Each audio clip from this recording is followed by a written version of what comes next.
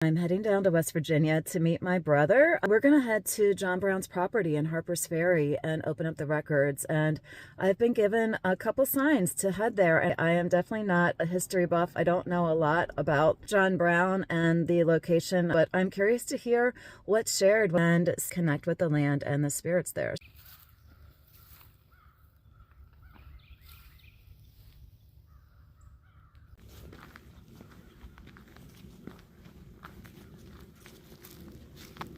Show me your red spirit.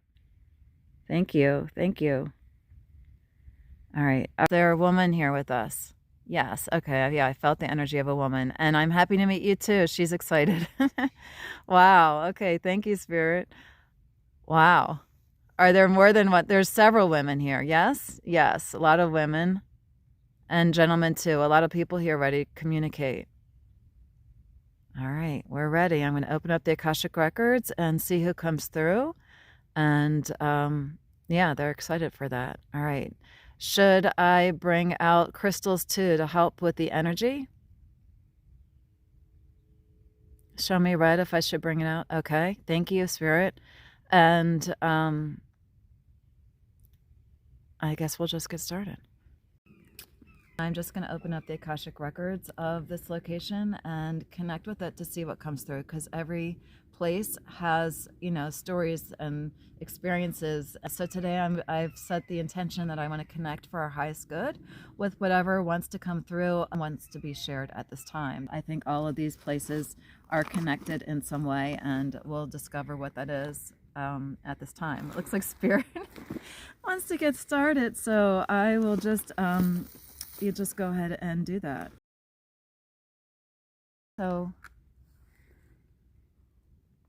they're talking about, oh wow, all right, there's people here, so many people, and are connecting with me intentionally to share that they want to talk about so many things, but they're like, we got to get in order because there's so many people here, so many adventures, so many events, and they're really making sure that I know it's imperative that I share each one individually as they come through. There's a certain order of them coming through that was organized ahead of time, and they're really raring to go. They're wanting to share, and they're powerfully moving together as a group to bring forward the messages that need to be shared at this time. But there's definitely a prime order here to begin as one of the first places to go, which is why they said to come here through different exercises of getting me in the moment to notice synchronicities. Showing up here today is important. Today is November 18th, 2025. They're walking through me to talk about one woman, imperative that I begin with her. She was a human, loved life, loved life, had many memories of being together with other people in her happiness, was sharing her memory of what it meant to be alive at that time, what it meant to be alive at that time, what it meant to be alive at that time. You will not believe it was not always dark. There was times of rejoicing and celebrating with our kindred spirits and others who were together in this place. We were together. Also, we were always a group, and our group made a difference in sharing our times with one another.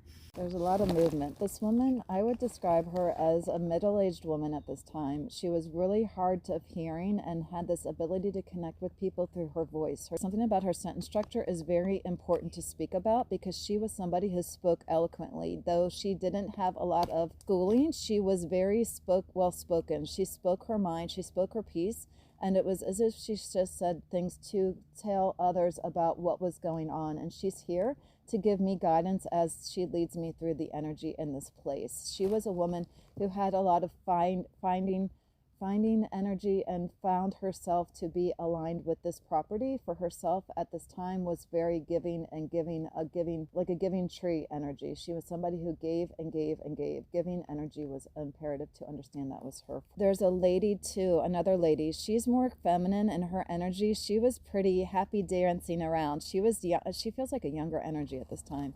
And she's more happy dancing around energy, liking to be here, wanting to be a part of this conversation. And she's talking about the way that it's going to take time to talk with every single person, but she's glad to have her space here to share something quickly. She's talking about the time that she had with others here, celebrating, dancing, and being connected to happiness and joy, and not as you would expect, but celebration of happy She was happy in her way of being around other people and connecting with the land, happy to dance around and be supported here in this space at this time in this conversation. Was this property owned by other people before it was something that John Brown was here for? He was here for a time, but he was here as it was already a property and had a lot of people here already before his time. He was a hard energy. He was a very difficult person. He was many days had this mind thinking of ways to do things and strategy, I guess. But the power is knowing that he was more in the way that it was later on before this property or land was used. It was used for many like centuries or placed, and even the house was erected before his time to be used by others. And so he came to it when it was already had been a place of dwelling for others.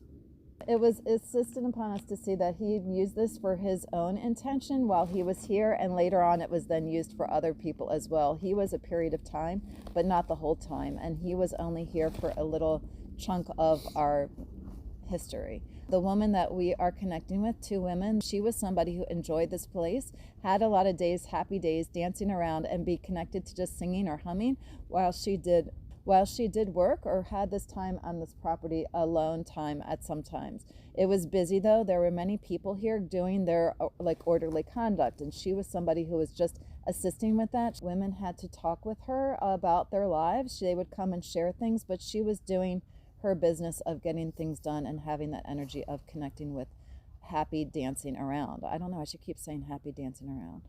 They just use that term to talk about feeling like they had good energy. It was positive, it was happy, it was hard, not easy, but it was a time when they were having their family together, a unit of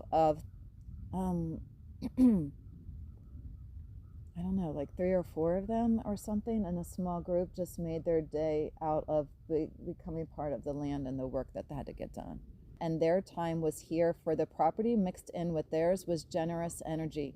They were about giving to the land and getting the land back. They had to make a living doing things to get the day ready for the day, about working hard and doing something with themselves on the ready, always ready for whatever came their way. Women would have better days now, but their days weren't so bad, she says. They liked it here. They liked it here. They loved it here. It was about the way they know the land inside and out, every nook and cranny. They really did have a way of understanding the land, but it was something where they would do their work and have tending to things and taking care of things to make their lives more beautiful. Choosing their words carefully here, life was beautiful. It was beautiful. It is beautiful. And she's giving us the message of this ability to just know when things are dark and unfortunate, to understand that we have a difference in our mind to make a difference. And she's talking about that was difficult when they were feeling that energy come over them or within them, and they were able to move out of the way and then come back again. And it's like that with a crop, where you see the days of winter that there's nothing there, or it looks like it won't ever make it, but then springtime comes and things come back to life again. And that is how they lived. They just did one season to the next without feeling like they had to see a long journey forward. Did they have any dealings with Native Americans? Something of a group of people here were here connected to the property before her time, so she wasn't so knowledgeable. So let's ask about that time period with any Native Americans. Tell us about Native Americans that were here at the time prior to them being here, this family. There was I'm hearing Jesuit priest too. I don't know if there was some. I don't know what that has to do with anything. So what about the Native Americans? They were a hardworking group of people who connected with this land by connecting to deep energies within it. It was almost as if they were feeling the territory was important here because it was near the water, and the energy was about survival mode. It's always a difficult place to be because of the elements, and the land, as much as you think it is good, there's a lot of rock and energy that happens to be negative for that. So like animals supported their livelihood, as we're hearing the hunters, and the things about feeling like that was important to be with the people here in a group, for their energy was fishing and animals more than tending to crops or things like that for the most part. They were a hard group But that had to be the way, for they were had to survive. They were survival mode, and at times battles connected to others. But it was, as much as you could say, its place was. They would, like I'm hearing, safeguard was important to safeguard, but they were journeymen too. They traveled and weren't always. They'd like to do things with their hands, tools, of course, making to have a better chance of getting something in the water, and also purposeful, intentional way of getting things to eat and survive. It wasn't easy in the elements in winter, and that was where many perished. Even at the time of the family here, sickness was a big element. There were people feeling sick, not from gunshot wounds, but from the energy of like dysentery or things that just made them very ill, and they had many die off each season, but it was okay. It wasn't okay, but it was part of the way things were. One woman, can you get us to the John Brown time period and what was going on with the men and the energy here? It was a time of restructuring, reorienting themselves to get things figured out, and it was easy to do it in a group at this location because of where it was, and that was imperative to see that this energy here was the way it was, because it was a difficult place, for there was a lot of people coming to give their energy and assist and help the way, and the way of doing things was having to be very creative, but creative is a big word, but creation of a new energy of bringing forward the mentioning of how they brought their energy here together to be empowered and embattled in the right way for them to go forward. A woman here wants to step forward again. She's just mentioning that she was here at that time because she was part of the homestead. Homestead people here had to continue to connect with it and bring the power into who they were, of what happened. They're wishing they were talking about one thing in particular. The wagon wheels of time was also important then, and they had a lot of triumphant energy and journeys and connecting with people, moving their wagons and hitching a ride and going forward. They were coming and going, a lot of coming and going. There's coming and going energy and becoming a better energy to get together and rule over. There's mentioning here a person of interest of us, and he's coming forward to share his mind. At the time was talking about battles, wanting to win battles. It wasn't easy. There was a time where you would say, I could do it myself. For him to be that way, he was very strict, authoritative, and had this empowered way of speaking. The people listened, and he was a woman of lady, had a lady in his life also, to differentiate him from someone else. He was about getting things done and had this way of strategy and connecting with that power of who he was. He was a rule regimented guy, but he was important in the whole we're talking about like around John Brown's time. I don't know John Brown or if it was somebody else, but it was an important figure at that time who led rebellion or led a ruling class and had this way of being connected to power at that time. He was a dark energy at times because he had to rule with an iron fist or be really imperative in what he was saying, and that was where the darkness came from, his energy. This talking about him in the third person is harder. To talk about him in the first person will be better. Okay. I'm a hero. I'm a hero. You would call me a hero. I'm a hero because I was somebody who did things for the greater good, and I pushed and prodded people to get along with me and connect with me to be better, and proving ground or proving awareness that we were needing to be going forward. It's almost as if you would share with me. I'm talking about how I was all the time on my game. I never let it go. I was doing things in my mind to be a strategic winner of the game plan. I was always doing my hardest work every day, never gave up, never let down. I was always with my mind in my head and thinking of the next plan or the next step, and never gave up. I had much to do with people and getting them together and group setting and being proud of who I was in the world. He lived a long life in those days. Living long meant living past the age of a teen. There was much sickness, much energy of others dying off, and you learned to live past your teen years, and then you were better off. The way that he was in his life was working hard all his life. He never had it easy. Even as a kid, he had to take a kind of care of his family and be the one giving them the happiness or support that they needed. He was a hard person to get to know, but once you knew him, he was, I'm hearing, like devoted and kind of always would do things independently, but happened to be for somebody else with his life, giving them the energy of helping them. He was somebody who gave to others freely, and always as a kid would be giving people his like best rocks or toys or things like that. He had time where he was independent of others. He schooled of learning, wanted to learn. He was very smart, book smart, had that time to learn, and just wanted to be more about giving people and his intelligent thoughts on topics and liked to discuss things. He was really just wanted to share knowledge, and giving people power with their mind was really important at his life. Yeah. He was hard to get to know, though. He was an easy guy. He was really and look, it's lighting up.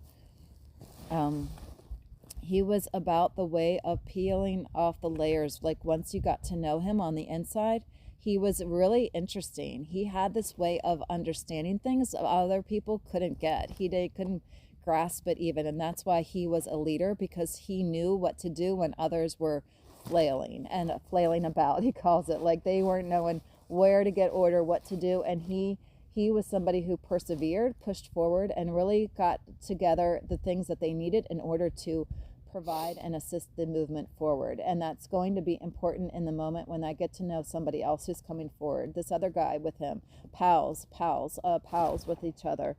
They were powwow pals. So maybe during whatever time happened here, he was a woman's guy too. They were together for a long time, but he went off to do his duty and connect with others who were fighting for a greater cause as well. And he was pushed about all the time, and it wasn't easy, but he connected with this first gentleman because they were a powerhouse together, because he was really about joining forces and being creative in how they went forward. He listened. He was a good listener. He wasn't as well spoken. He was more about the how can I help, and being kind of in the shadow behind and helping and assist. It's almost as if you would have like a quarterback and a wide receiver, and just have them go out and do the things and come back for you to get the energy. It's not showing now, but when I was talking about, oh, now it is. Talking about the second guy, he was showing that he's here, and so let me show it with you, and maybe he'll answer some questions. Maybe you, Kenny, have some questions too. But he's talking about his personality was different from the first guy, 100%. He was not wanting to be kind of conversing or talking or having anything to do with other people. He was independent, 100%. And he liked to be on his own on the way that he was always. He was a creative guy, though. He had lots of good ideas, and he was somebody who challenged others in their thinking, but undercover or under the radar, and would just go about things and do things the way he wanted. He's a good guy, though. He had a lot of time to spend with his family and would come back to life with them at one time. Yes, did you go back home after all of this? Show me red if you came back. Maybe that's incorrect. So you died here or close to this property?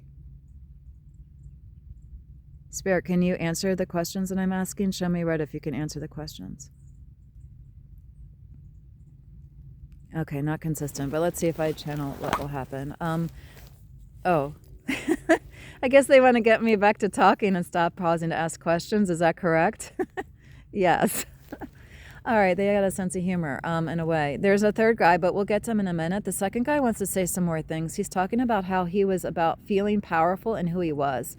Power was a key player. Powerful was different in those days. It wasn't as in these days people see you and get to know you. It was more important that you made important advances or strategized, and that was how you got well known. It wasn't because you stood on a pulpit and said things. It was about actually taking action and doing what you had to get done and making a difference in that way. And he wasn't about giving people an eye for him. He was not seen outside of this arena before this time. He was somebody who came onto the stage in that sense and was simply saying, I was here to help assist the group at that time. Okay. There's a woman also who wants to speak up in the moment. She's talking about the power that I am doubting myself, and she wants me to get out of my way to go back to channeling and let go of the light, because that's discouraging me from speaking clearly and eloquently as she can do and others can do through me. Okay.